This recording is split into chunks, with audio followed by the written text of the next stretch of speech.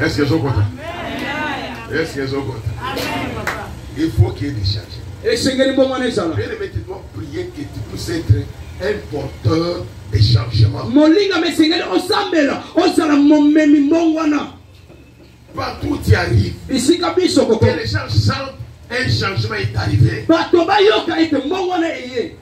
Même si tu vas au marché, que les gens comprennent que c'est la manière où celui-ci va, la manière où celle-ci va, c'est différent avec nous. Il faut qu'il y ait ce changement. L'Esprit de l'Éternel amène le changement. Mais le problème, est-ce que nous sommes d'abord disposés à amener ce changement? Écoutez, dans ma Bible, on nous raconte l'histoire d'un foot de Gadara. Parce que quand on parle de l'Esprit de Dieu, les gens se réfèrent toujours à quelque chose de visible. Non. Même la parole contenue là est esprit. La Bible dit, cette parole est esprit et vie. C'est-à-dire la parole est invisible. Une puissance invisible. Mais qui se manifeste dans la chair. Oh, je dis à quelqu'un ce matin que l'Esprit du Seigneur te touche ce matin.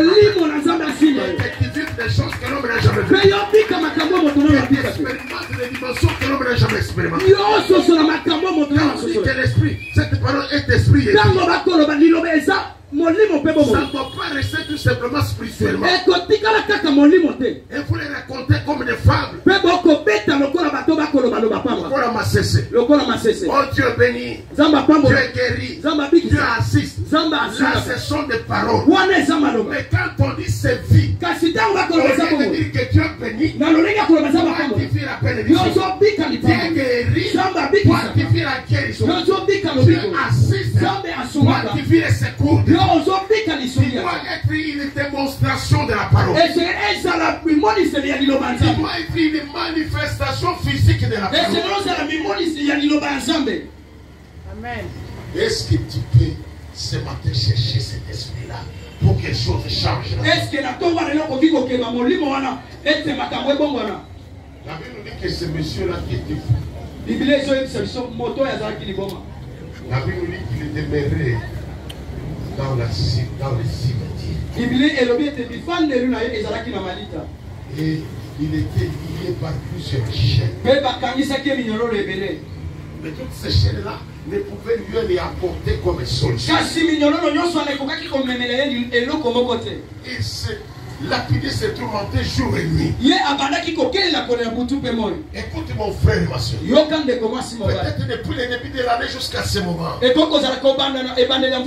a fait beaucoup de choses. Tu as cherché beaucoup de solutions pour ton problème, pour ton cas, mais il n'y a pas une réponse adéquate. C'est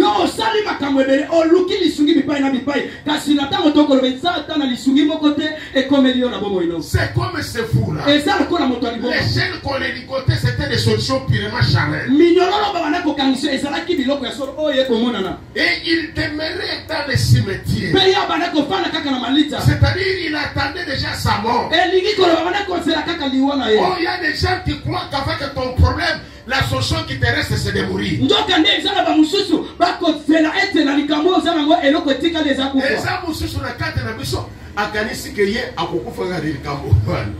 Je t'informe que toi tu ne mourras pas avec ton problème. Tu ne mourras pas avec ta difficulté là. Tu ne mourras pas avec cette maladie là. Parce qu'il y a un homme, Jésus-Christ de Nazareth, qui a la capacité de changer dans une minute la chose qui a duré des milliers de d'années. Ce monsieur-là, il était enchaîné. Jusqu'à ce qu'un jour, il voit la parole, le verbe divin s'approcher de lui. Parce que Jésus-Christ est la parole. La parole est faite de chair. Pour laquelle il est écrit. Toutes les choses ont été créées par elle. Rien de ce qui a été créé n'a jamais été sans elle.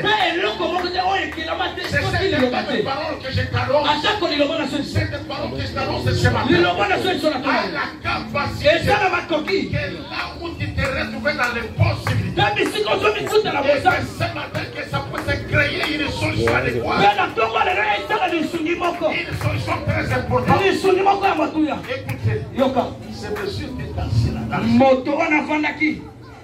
Quand Jésus s'approche, la Bible nous dit que lorsque les gens du village arrivent, il les retrouve vêtus et assis dans le bon sens. Quand il croise la parole, sa vie enseigne change. Là où on croyait que c'était impossible, je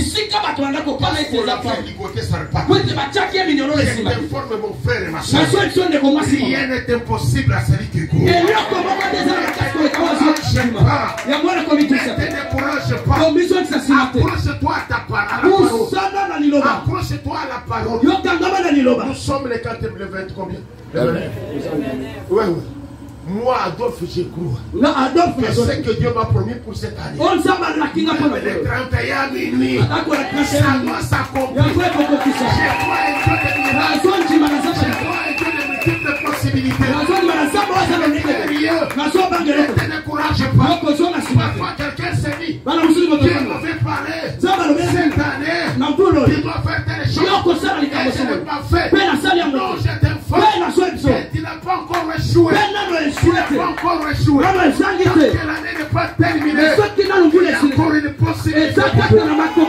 Ces messieurs-là, on croyait que c'était fini. Il était ligoté. Il habitait dans les cimetières. Attendant sa mort. Je te parle de tous ceux qui attendent. Et ils vont attendre. Et ils ne verront pas. Et ceux qui attendent le malheur, ils vont attendre. Ils ne verront pas cela. Et je monte encore. Je monte encore. Même toi, et tu attends encore. Et tu ne verras pas cela. Tu ne verras pas cela. Tu verras Jésus. Tu verras Jésus. Tu verras Jésus. Tu verras la bénédiction. Tu verras la visitation divine. Détrompe-toi. Ces garçons-là, parfois il attendait sa mort. Même lui-même, il était convaincu que c'était fini pour lui. J'ai dit à quelqu'un ce matin, il est convaincu que pour ton problème, c'est déjà fini. Mais je t'informe que ce n'est pas encore fini. Ce n'est pas encore fini. Il y a encore une possibilité. Il y a encore une possibilité. La saisine de Dieu. La saisine de Dieu. Quand il te saisit, quel que soit l'endroit, les choses changent. Les choses changent. Écoutez, ces messieurs-là, on croyait que c'était fini. Quand Jésus s'approche, les démons commencent à s'envoyer. Et les démons s'envoient. Sa nature change. Ma prière ce matin est que Dieu change la nature de quelqu'un. Quelqu'un qui a beaucoup souffert. Quelqu'un qui s'est tourmenté beaucoup. Que ce matin, le Seigneur puisse changer ta vie. Puisse changer ta situation. Même si tu n'as pas de gens qui peuvent entrer dans ton cas. Même si tu n'as pas de gens qui peuvent plaider ta cause. Nous avons le véritable avocat. C'est Jésus-Christ de Nazareth. Jésus-Christ de Nazareth. Le véritable avocat. Il va entrer en scène. Les choses vont changer avec beaucoup de facilité. Tu ne dois pas faire des efforts. Tu ne dois pas te tourmenter. Dans un rien de temps, les choses vont changer. Les dieux qui changent les choses. Écoutez. La bonne solution, c'est celle. Et cette parole que je prêche le matin, c'est Jésus-Christ. Je t'annonce que Jésus est le créateur. Il a la capacité de créer la route là où il y a. Quand je lis la Bible, on ne m'a pas dit qu'on est parti chercher un couturier pour qu'il puisse prendre les mesures de ces fous-là, afin qu'ils soient vêtus. Non. Mais la Bible nous dit, quand ces gens-là sont arrivés, l'homme qui était nu,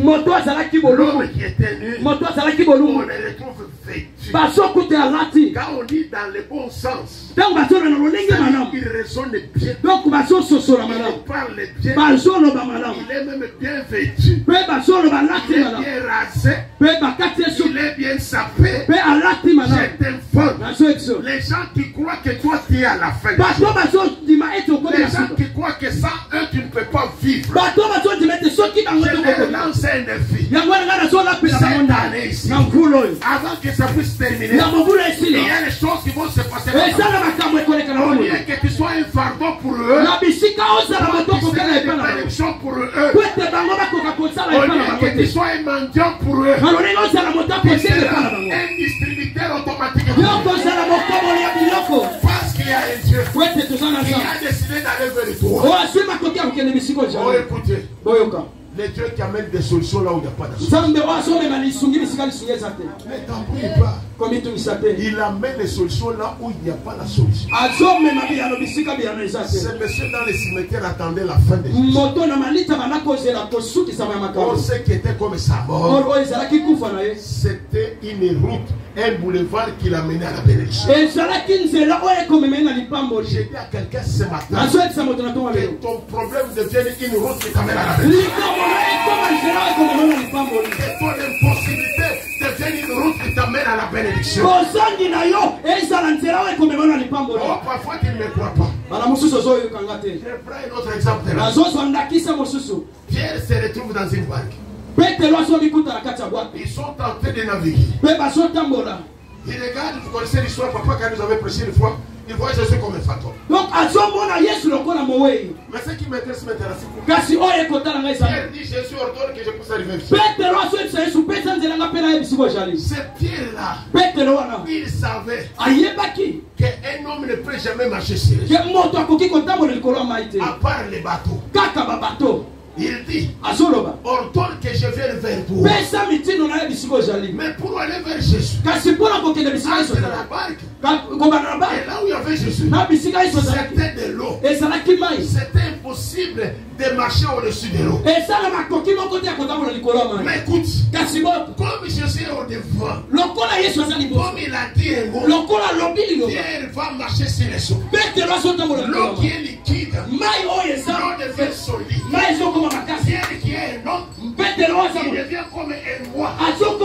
C'est le roi qui peut flotter sur l'eau. Pierre, au lieu qu'il soit une pierre qui peut s'envoler, il va faire un roi qui va flotter au-dessus des gens. Solution.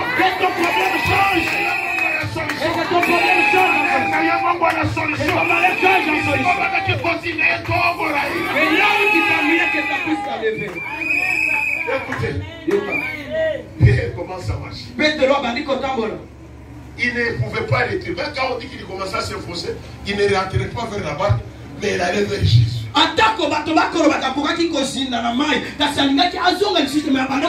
Est-ce que je comprends? Cette fois-ci, nous allons vers la bénédiction. On ne va pas on ne peut pas reculer. Mais lui partira même dans les souffrances. Il doit aller vers la bénédiction. La bénédiction est exigée, exigeant. La commission sur le colonne. Cette fois-ci, toi, qui vas aller vers la bénédiction. Aucune chose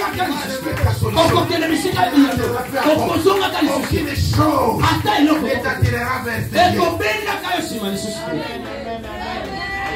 écoutez. Les changements. Il faut que ta vie puisse mener une vie de changement. C'est pourquoi le verset nous dit toi-même là, tu seras changé à quelqu'un d'autre. J'ai pris que le Seigneur te fasse quelque chose où toi-même tu es convaincu que j'ai vécu la même. Toi-même, tu seras témoin. Dieu qui bénit m'a béni. Dieu qui guérit m'a guéri. Tu m'as visité. Tu n'as pas de témoignage de quelqu'un d'autre. Tu fais ton propre témoignage.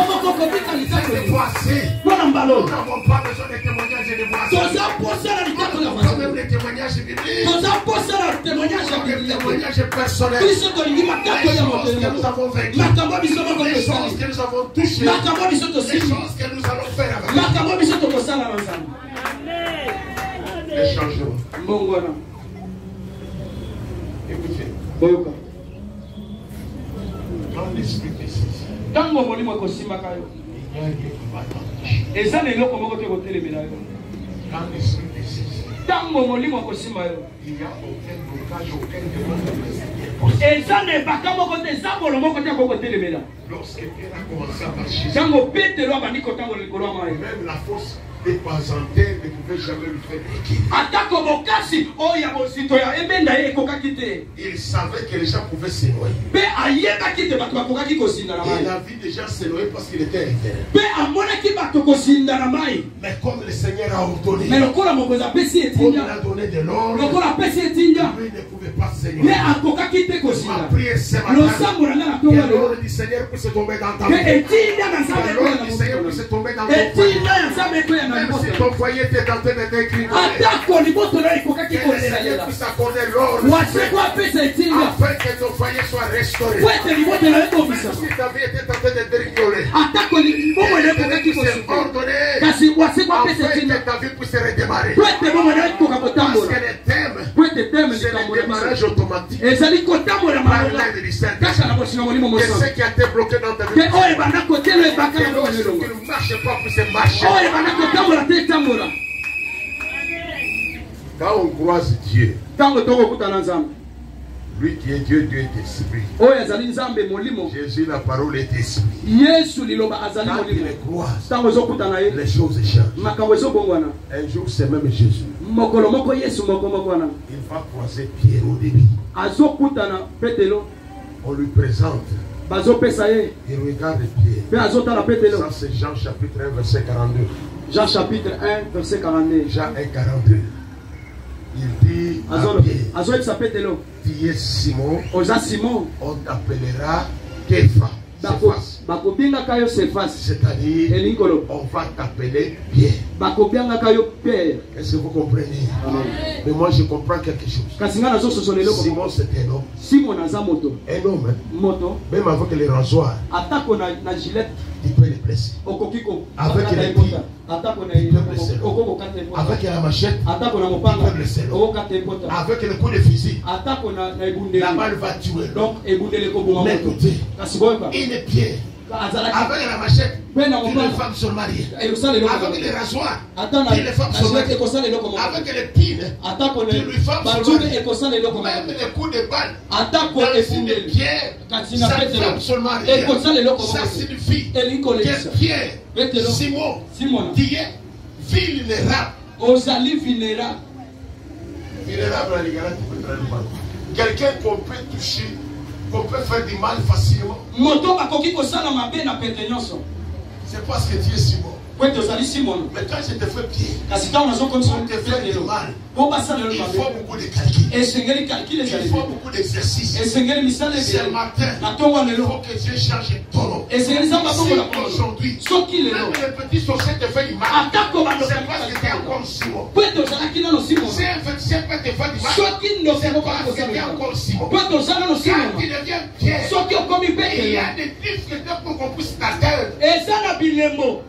Quand tu es encore Simon, une malédiction familiale va avoir des effets sur toi. Une malédiction du quartier va avoir des effets sur toi. Une malédiction de la commune va faire des effets sur toi. Une malédiction du province va faire des effets sur toi. Mais quand tu deviens Pierre, deviens intouchable. Tu deviens intouchable. Même si on te met dans l'eau, des années, tu vas sortir une épée. Écoutez. Il faut que les choses changent. Ce matin, j'aime que tu puisses changer l'identité. Que ton identité change. Même le monde invisible doit comprendre que tu as changé. Même le monde démoniaque doit comprendre que tu as changé. C'est pourquoi ces jours-là, les fils de Séva qui tentaient de faire la délivrance, ils sont parlés aux démons. Les démons disent, nous connaissons Jésus. Ne s'arrêtez pas là. Il dit encore, nous connaissons Paul. Mais vous, nous ne vous connaissons pas. C'est-à-dire Paul, même dans le monde démoniaque, il était reconnu.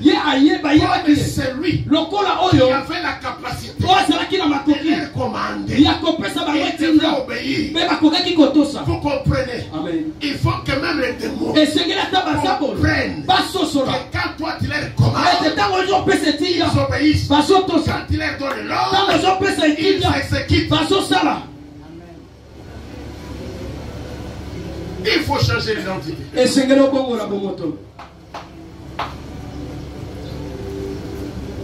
Et l'identité change quand le Saint-Esprit te saisit. Quand l'Esprit te saisit, tu seras changé à quelqu'un d'autre. Mais toi, jusque-là, tu es toujours les mêmes.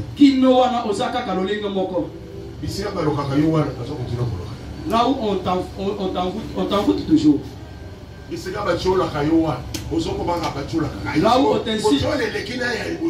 on t'incite, on continue toujours à t'inciter. Et ça surpasse même les gens.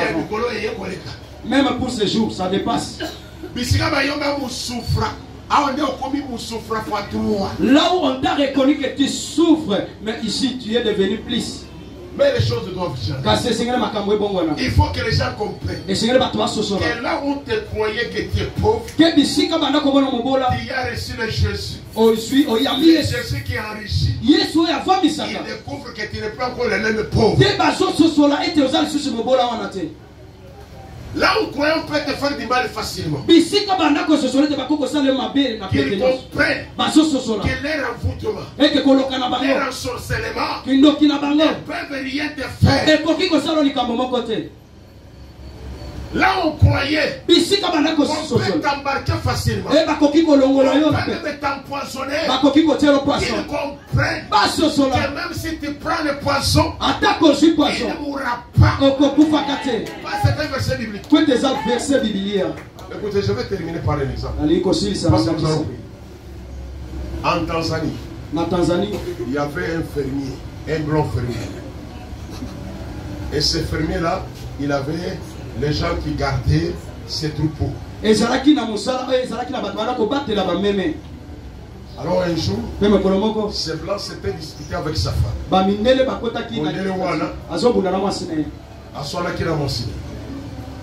Pendant qu'il était en colère de ses disputes, un de son travailleurs arrive. Il dit, patron, j'ai fait la diarrhée terrible. Ça commence à m'affaiblir. Est-ce que tu ne peux pas me donner les produits? Le patron rentre. Il ouvre sa petite pharmacie. Or, il ouvre la pharmacie des bêtes. Au lieu d'ouvrir la pharmacie, il prend un produit, c'est un poison qui tue les insectes qui sont sur le corps des bêtes.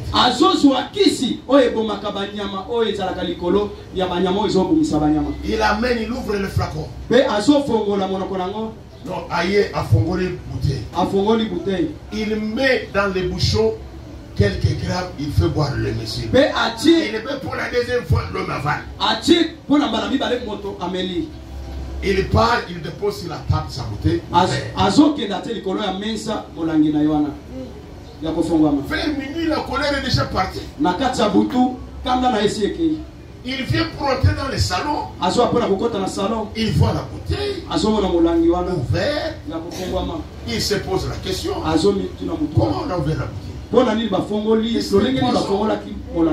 Est-ce que ma femme a dit ça? Est-ce que moi, c'est un disputé? Parce que non, il remarque que non. Il y a un berger qui était venu. Ah, j'ai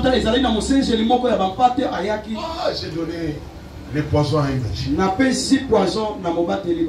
Alors il attendait que le matin,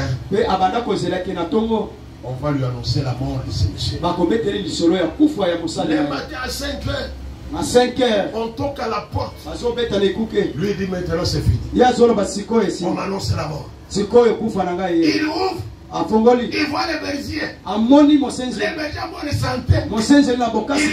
Il lui dit patron. Quand j'ai dit, il a terminé une fois pour moi.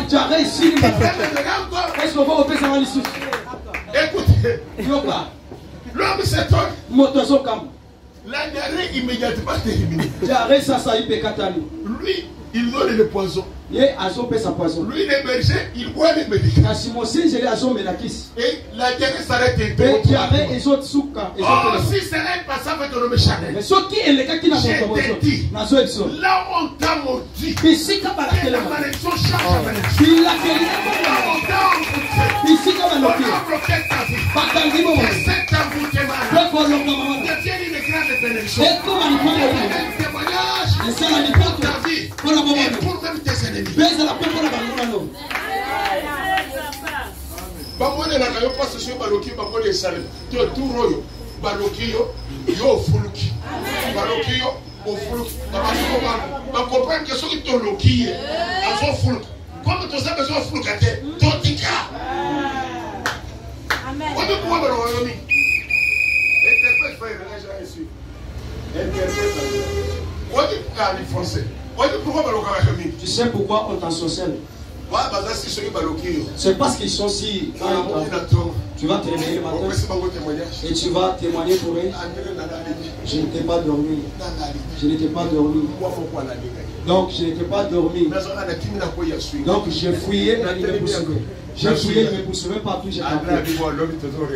André va dire, on va encore réanimer. Et on va encore. On va encore faire la remontada. Si on t'a voté, tu te réveilles le matin. Donc je dors chaque jour aujourd'hui. Je me suis réveillé, mais je me retrouve avec la force. Je sens bien. Et ils ne continueront jamais à t'en voter. On t'a voté beaucoup, André. Et ça reste pour fermer la boutique. On n'achète pas. Donc on n'achète pas. Et ils viendront encore. Mais si il t'envoie, et lui-même André passe à sa boutique. Et il trouve les gens. Mais il dispute. Et il ne continuera jamais. Au consemble, pour être bon, que tout le monde va t'envoyer. Et que son envoûtement, que ça puisse se changer. Que ça puisse se changer. Et partout on t'envoûte. Et on a envoûté tes travaux. Que ça puisse se changer. Que ça puisse se changer. Que ça puisse se changer à élévation. Il y a un Dieu. C'est monsieur de Saul.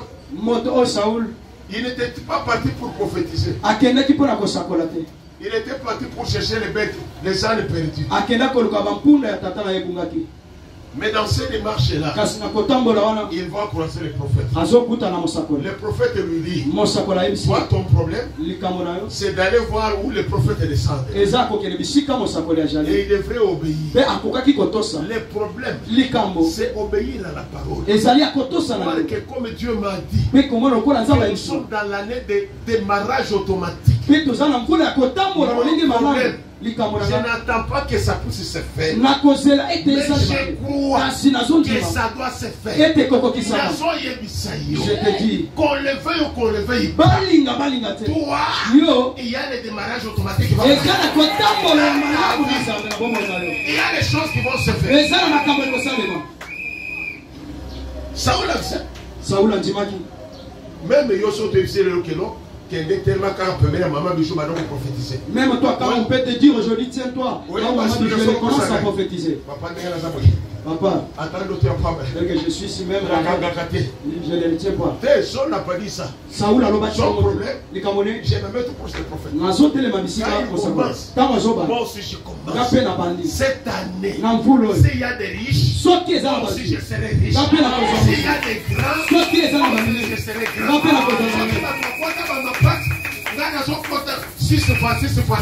Amen. Moi je crois. Parce que le prophète a dit, mais ce matin, celui qui te parle, c'est pas un prophète, c'est Jésus-Christ qui a créé le ciel et la terre. Là il dit, là où tu forçais, ça devient automatique, les choses vont changer. Toi tu crois. Je ne sais pas si vous me comprenez. Un jour le matin, on lit à la télévision. La télévision. Et nommé Premier ministre. Premier ministre. Par l'ordonnance présidentielle. Madame Simino. Vous comprenez? Et c'est ma PCL. Premier ministre. Est-ce qu'on avait donné quelque chose? Elle attend. Nommé Premier ministre. Elle se croit Premier ministre. Premier ministre. Si vous êtes obtenu Premier ministre, vous avez exact.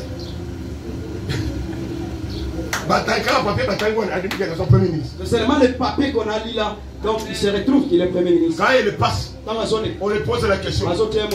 Madame Simina a commis Premier ministre. Madame Simina a appris. Elle a crié à la parole de Tshisekedi. Mais la parole que tu dis, c'est plus que la parole de Tshisekedi. Cette parole dit, toi là, ta vie doit redémarrer de manière automatique. Ne pleurniche plus. Là où tu pleurais, la joie va entrer. Là où tu te lamentais, la bénédiction va arriver. Croyez.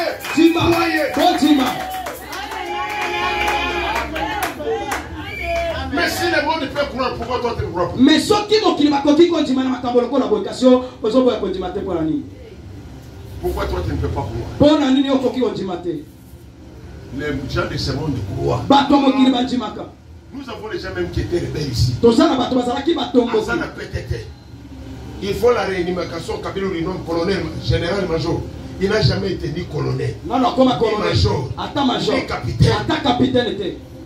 Kabila dit que général-major, il accepte. Mais Alamou qui tombe nommé comme colonel. Général-major. Il porte des galons. Il ne sait même pas écrire son nom. Il m'excuse, je n'ai pas dit toi, j'ai dit quelqu'un d'autre. Il ne connaît même pas écrire son nom. Mais comme on l'a donné général-major, on lui pose la question, tu as été colonel quand? Même John Numbi qui a fui. John Numbi a été maquillé. Azaka colonel. Il était colonel quel chiffre? En commis général 5 étoiles. Il est devenu colonel avec 5 étoiles. Il est au 5. Lui-même 5 étoiles. Et nous tous nous avons accepté qu'il est général. Lui-même croit qu'il est général de corps d'armée. Il croit. Parce que Kabila a écrit. Mais pourquoi tu ne peux pas croire? C'est lui qui a créé le ciel et la terre. C'est lui qui a créé même les fourmis les plus petits. Il est raccordé des yeux. Il est réorienté même comment ils peuvent marcher.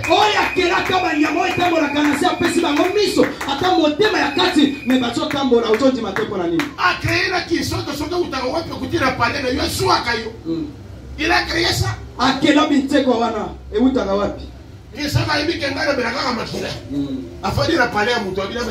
Qui sait quoi dit? Mais pourquoi toi tu ne peux pas croire?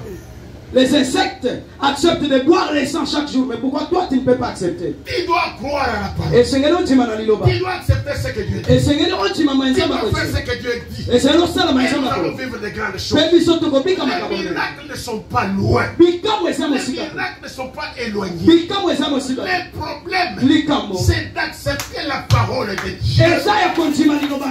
Dire Seigneur, je crois. Quand je suis dit à Pierre, viens vers moi. Pierre ne dit pas Jésus. Je suis un pécheur de depuis longtemps.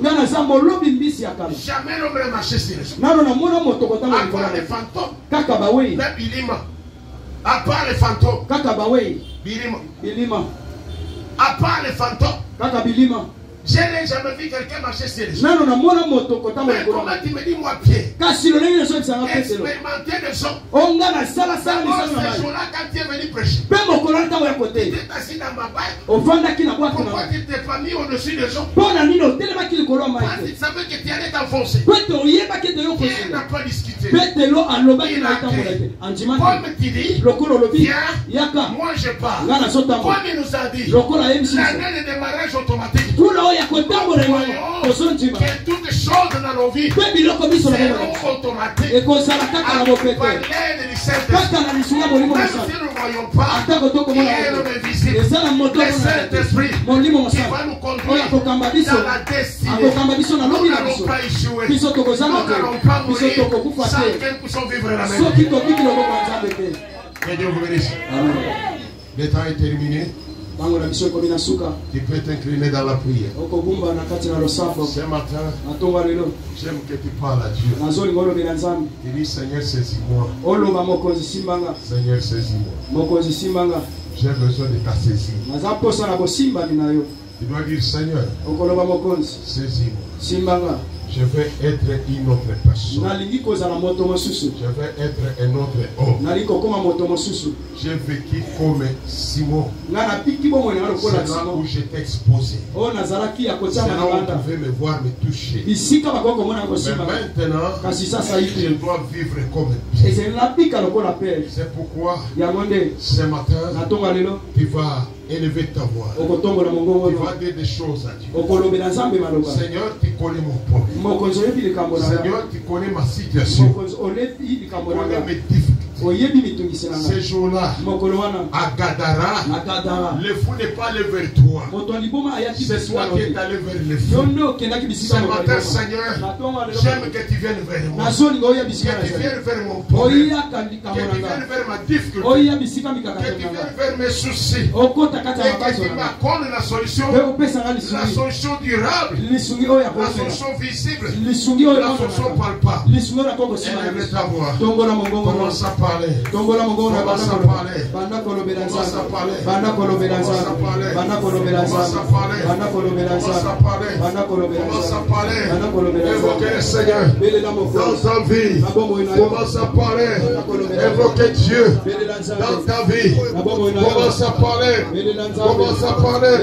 Commence à parler. Oh Jésus, ce matin, nous venons vers toi. Nous avons besoin de toi. Seigneur de tes puissances, nous avons souffert. Nous avons souffert. Nous continuons à souffrir. Nous sommes dans les désarrois. Parfois nous nous posons des questions. Est-ce que nous t'appartenons? Nous ne t'appartenons pas, Seigneur. Ce matin, Jésus, nous venons vers toi. Nous venons vers toi. Nous venons vers toi. Ne nous abandonne pas, Jésus. Ne nous abandonne pas, Jésus. Ne nous abandonne pas, Jésus. Ne nous abandonne pas, Jésus. Vous assistez Bilaka, Zambé la Bikamwa, ne t'éloigne pas de moi, ne t'éloigne pas de moi, ne t'éloigne pas de moi, ne t'éloigne pas de moi, ne t'éloigne pas de moi.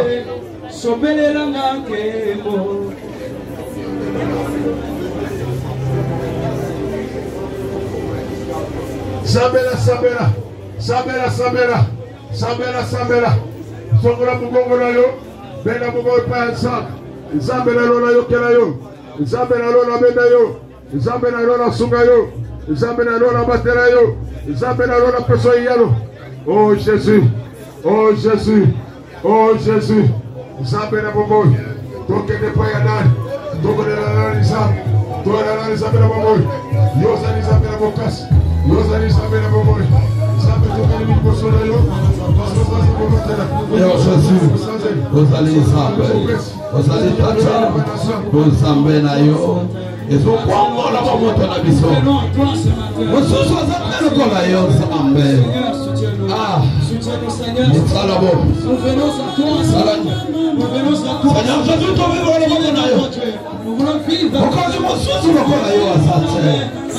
que ta parole soit inscrite dans notre vie. Que ta parole soit notre vie de chaque jour. Que nous la vivons le matin, que nous la vivons à midi, que nous la vivons le soir. Que ta parole produise le fruit. Que ta parole change notre environnement. Que ta parole transforme notre être. Oh yes, Salamika, Salayabika. Gloire à toi, Jésus. Gloire à toi, le roi des rois. Gloire à toi, Père éternel. Parce que toi, tu es l'esprit vivant, l'esprit qui change, l'esprit qui transforme, l'esprit qui vivifie, l'esprit qui réveille, l'esprit qui transforme nos vies, qui transforme nos âmes. Nous allons remettre ta parole. Ta parole est esprit. Ta parole est esprit. Seigneur Jésus, Seigneur Jésus, Amen Alola. Oya saraka bikamwa ya barakata ya barakoko bikamwa ya seconde ya minute bikamwa ya Seigneur bilobana yo sebamo bilobana yo debolimo besoin du miracle besoin du miracle besoin du miracle besoin du miracle besoin du miracle yeso okoloba ezala makoki ya kokisana kwa mwana j'accepte Seigneur, je crois que ta parole est esprit et vie. Alléluia.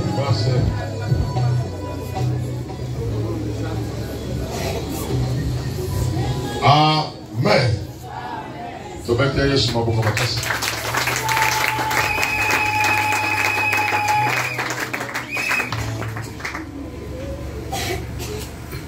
Nzambe na lola apambola yo. Bien-aimé, tozana